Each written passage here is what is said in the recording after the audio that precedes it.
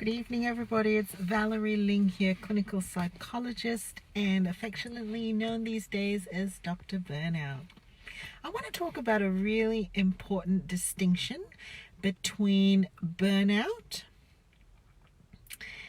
and being emotionally tired, between burnout and feeling overwhelmed by your to-do list, between burnout and juggling multiple priorities. I think burnout is getting thrown around as a phrase that is almost becoming a kind of a colloquialism to indicate that someone is tired or that someone is juggling a little too much on their plate. And I think it's really, really important to differentiate what is actual clinical levels of burnout, which we now know has got a very close relationship with depression, and what is being run off your feet because life gets busy and hectic.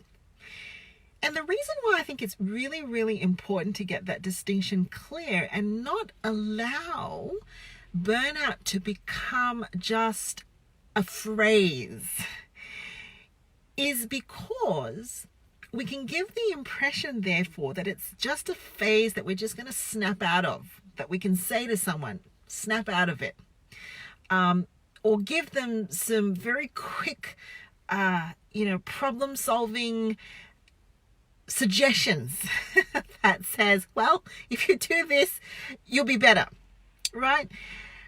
It's a lot like saying to someone who's got pneumonia or who's diabetic, or that they just shouldn't eat that much sugar, or they really shouldn't have exposed themselves to the cold.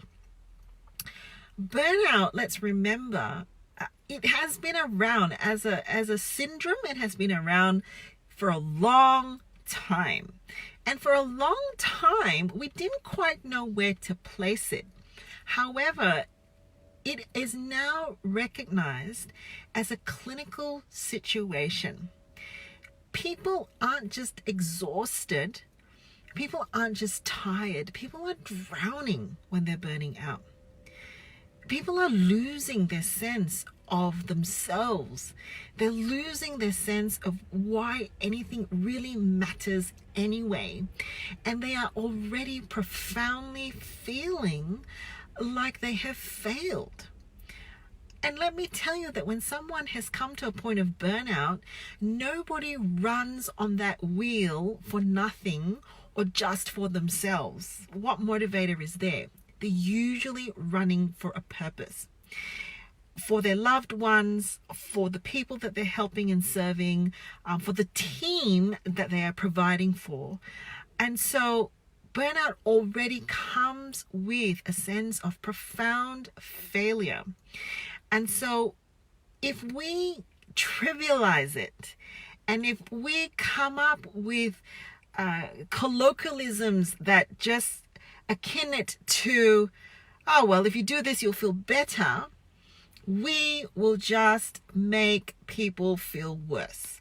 Like they were right and correct to feel worthless and a failure to begin with. We must stop that. We need to stop that. Now, a message for those of us who are actually recognizing that they're coming to levels to burnout. Kudos to you. You are the brave one. Which of us who runs hard, who does things at 100 kilometers an hour, who puts in our all, wants to put up our hands and say, I'm not quite coping. I actually think I've run the rubber tread off of my wheel. Who wants to say that? So kudos for you for standing up and saying that, and recognizing and saying, I think something's not quite right. I'm going to need help. The second thing I want to say to you is that you will need time to heal. Right? It's not a bunch of solutions and strategies and things that people can say to you, you need to heal. You need to take some time out. Rest and recovery is definitely part of the equation. And there is no shame in that. There is no guilt in that. There is no needing to ask permission for that, because if you don't, you will run yourself out, and we don't want that. Right? So sympathy, yes. Compassion, yes. Empathy, please. Dig deep, people. If you hear that someone is burning out, you know you've come close to it at some point yourself. All of us come very, very close to it. And so please allow the person to have a moment to say they need, and say to them, you actually need to rest. You need to take some time to stop. That's not being self-indulgent. That's actually being wise. There is profound wisdom in that. So number one, you will need time to heal. You will need time, number two, to rediscover and recalibrate yourself.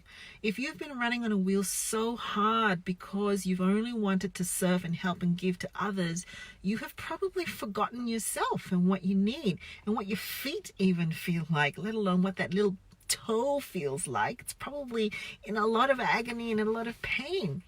You will need to re-identify and reconnect with those elements of yourself. And again, you might feel that that's self-indulgent, but it is actually really, really essential in the process.